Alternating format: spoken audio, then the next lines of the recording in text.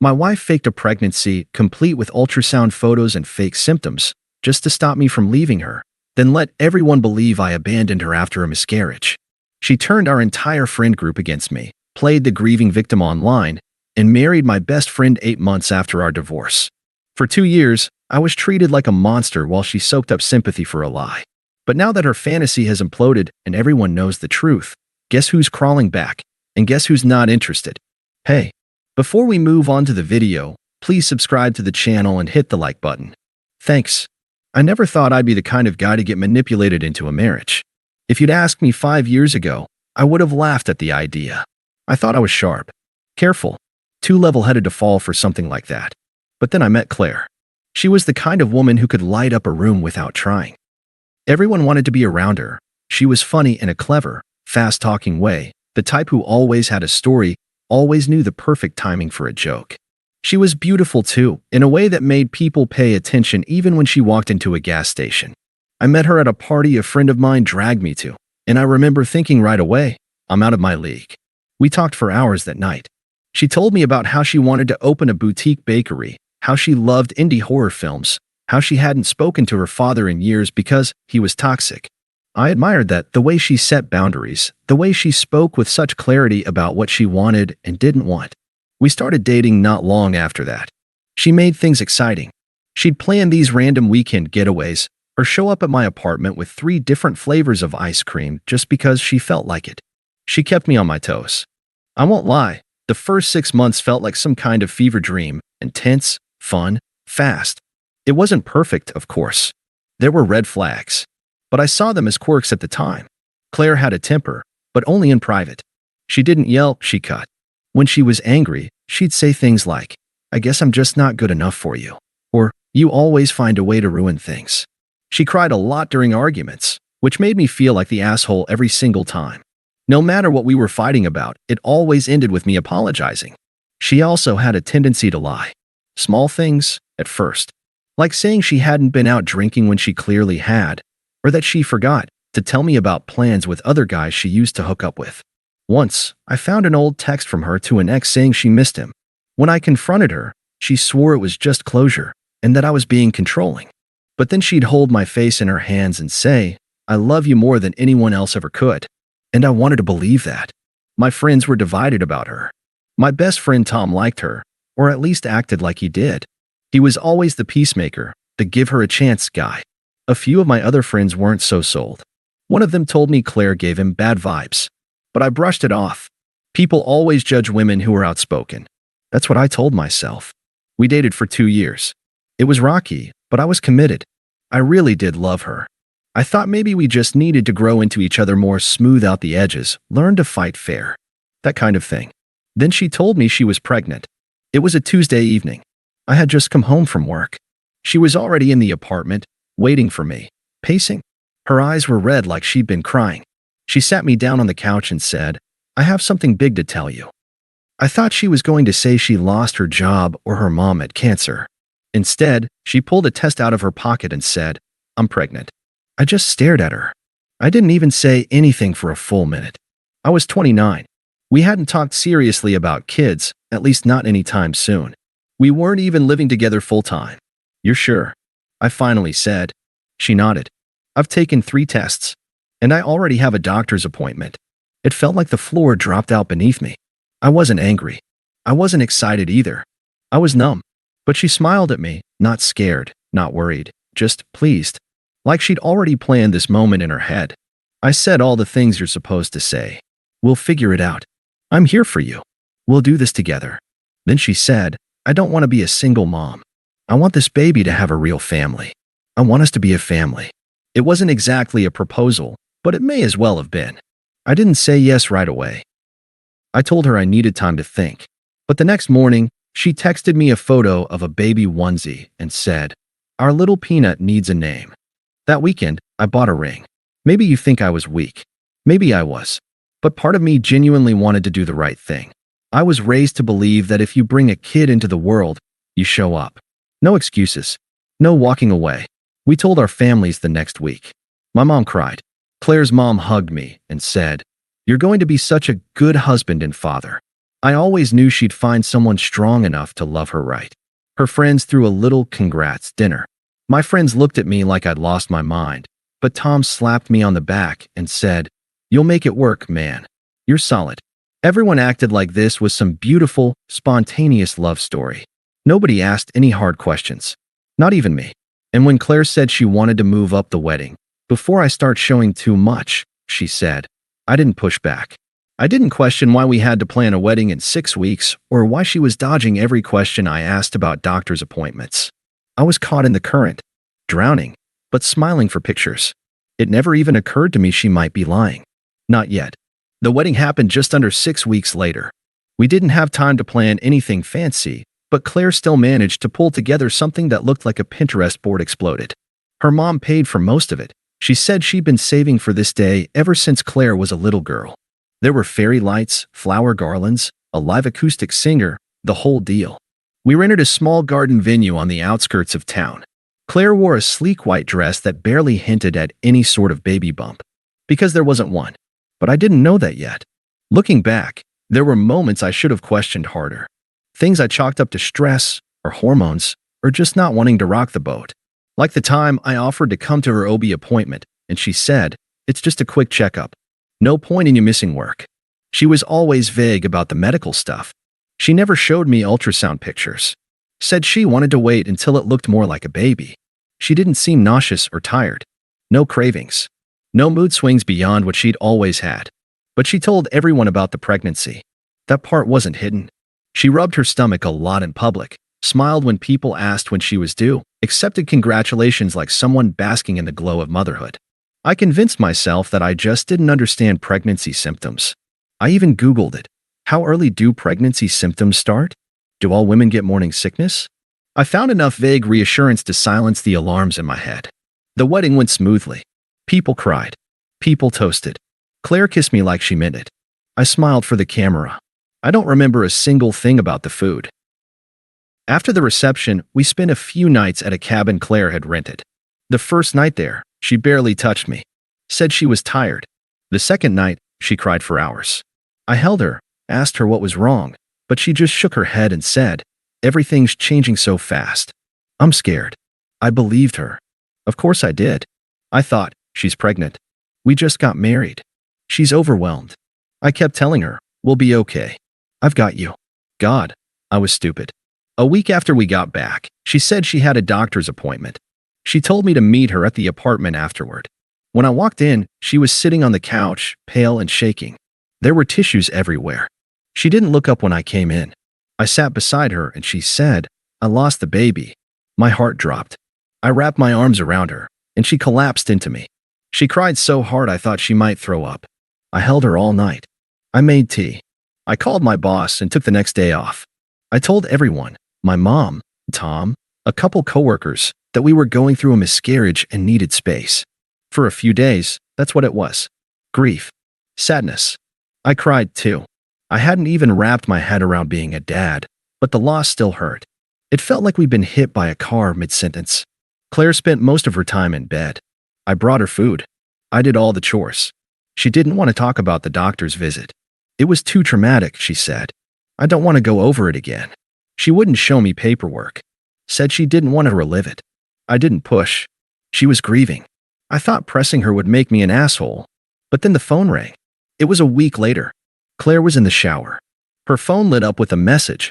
"I can't believe you bought it, LOL. You're insane." It was from her friend, Megan, one of her bridesmaids. I stared at the message for a long time.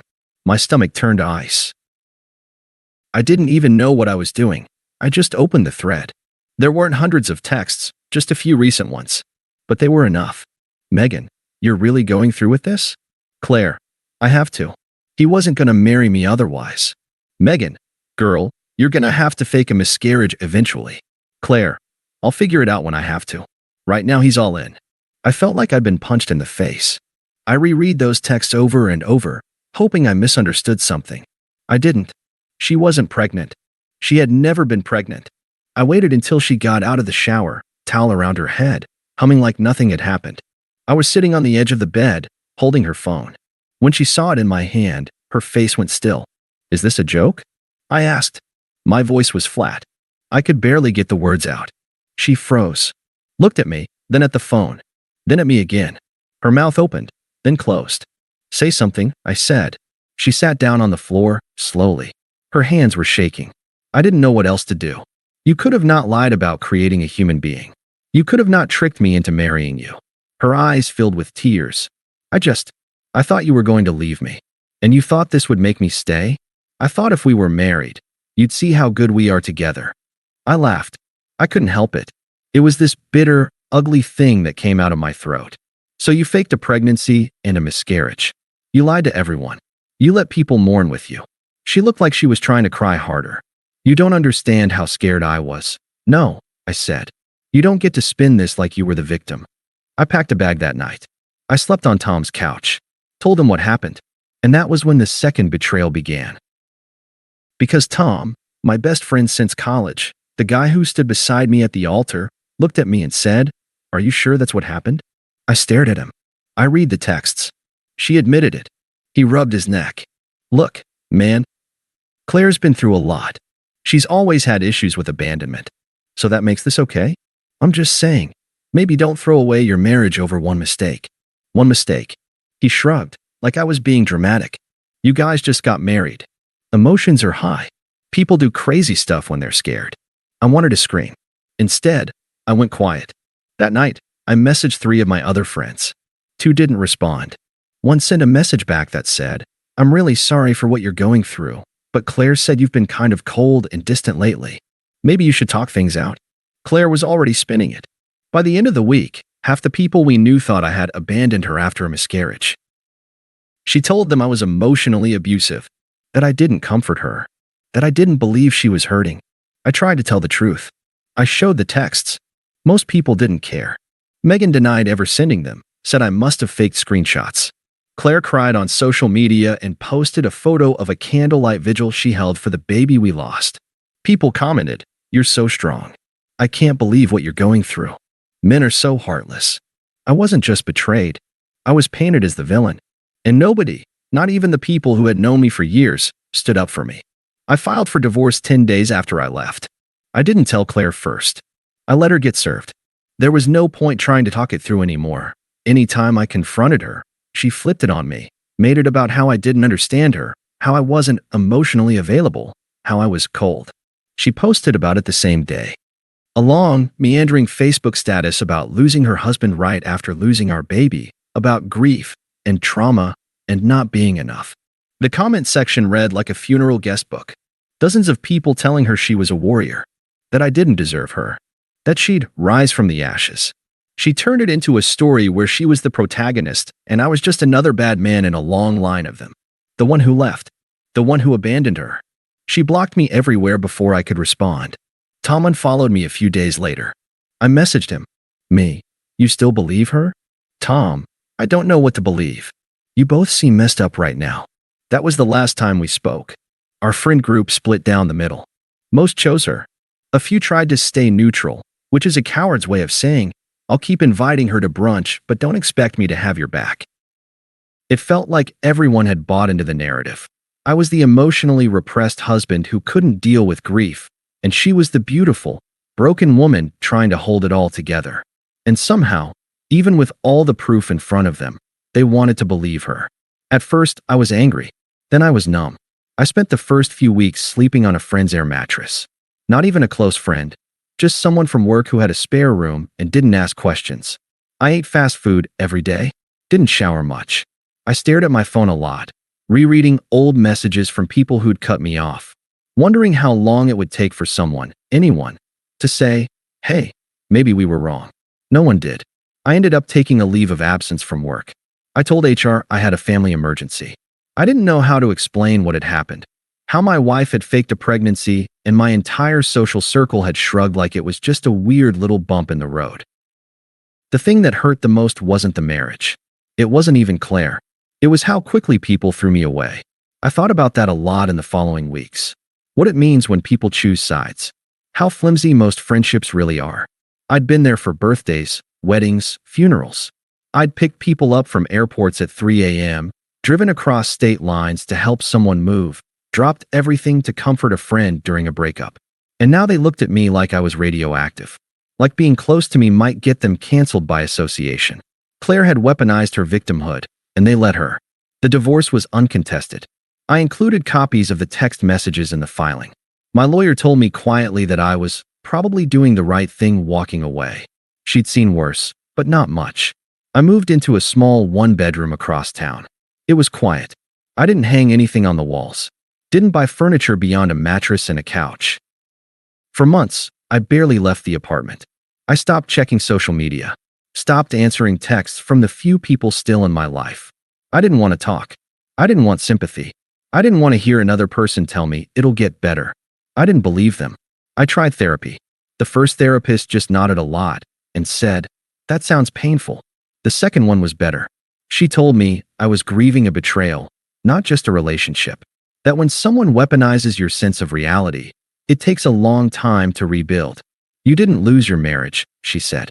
You lost your ability to trust. She was right. The hardest part wasn't the anger. It was the doubt. There were moments, dark, shameful ones, when I asked myself if it really was all her fault. I caught myself thinking, maybe I wasn't emotionally supportive enough. Maybe I should have seen her pain. Maybe she really believed she was pregnant at first and just panicked when she wasn't. That's what gaslighting does. It doesn't just lie to you. It rewires you. Makes you question your memory, your instincts, your entire sense of right and wrong. But slowly, painfully, I started to come back to myself. I started working again.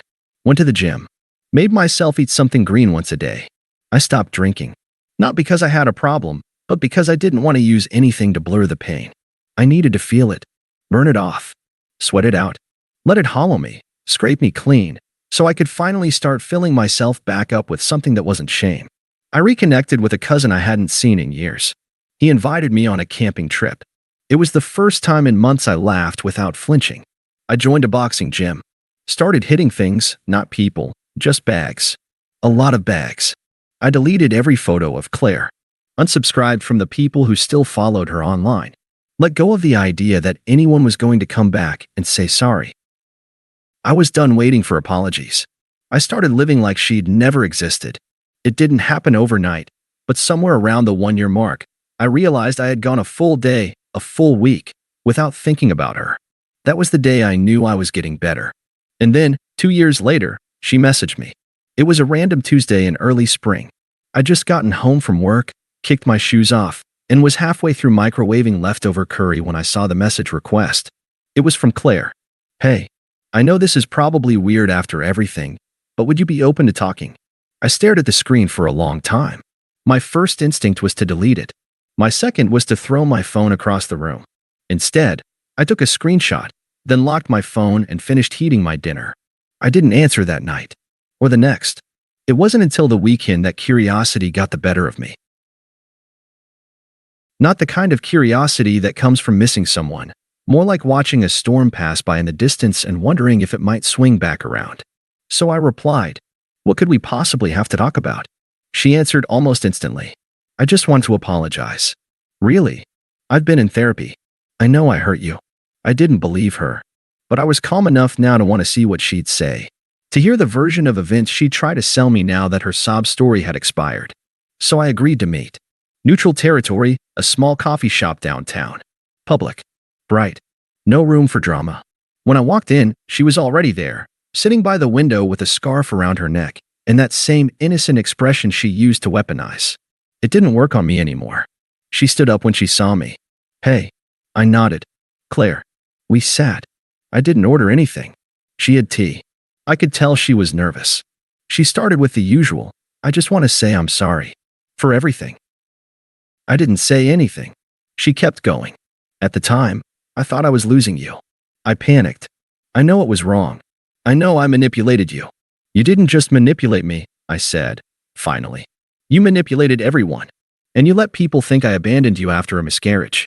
You let them hate me." Her eyes filled with tears. "I know. I was so ashamed. I didn't know how to fix it. Every time I thought about reaching out, I figured you'd never want to hear from me. You were right." She swallowed. "I know you probably won't believe me, but I'm not that person anymore." I leaned back. "So why reach out now?" That was when she hesitated. Her face crumpled slightly. "I'm going through a divorce." There it was. I didn't know whether to laugh or just stare at her.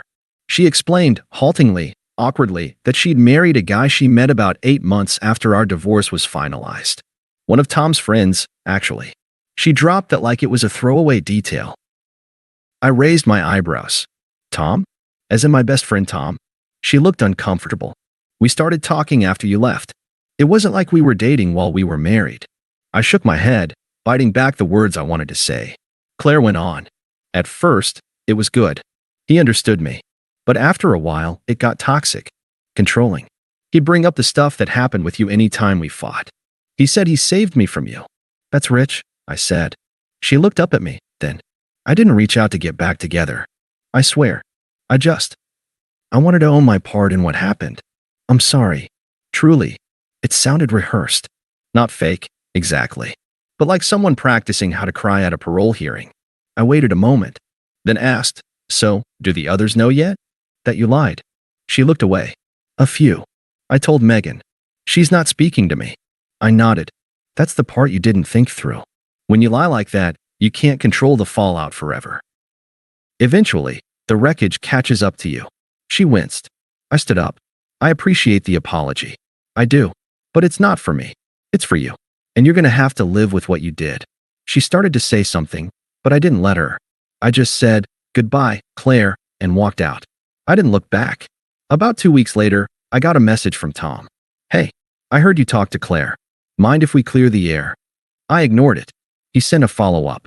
I feel like I owe you an apology, man. A big one. I didn't respond to that either. Because here's the thing. When people believe lies about you without asking your side, they've already made their choice. You don't owe them a second chance just because their fantasy fell apart. I got a few other messages after that. From former friends. From people who had ghosted me or outright accused me of being the villain. All of them had the same tone. I had no idea. If I'd known the truth. I'm sorry I didn't reach out sooner. I didn't respond to any of them. They hadn't been there when I was being torn apart. They hadn't believed me when it mattered. And I wasn't going to be their redemption arc. Now I live a quiet life. I moved to another city. New job. New friends. A few good ones. People who don't know anything about Claire or what I went through. People who know me for who I am now, not who I had to survive being. I still have scars. I still have moments when I flinch at things I shouldn't. But I've built something real. Something clean. Something no one else can stain. And Claire? Last I heard, she was moving back in with her parents.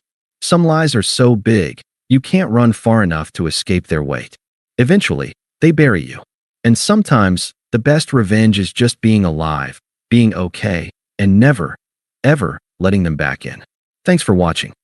Make sure to subscribe to the channel and hit the like button.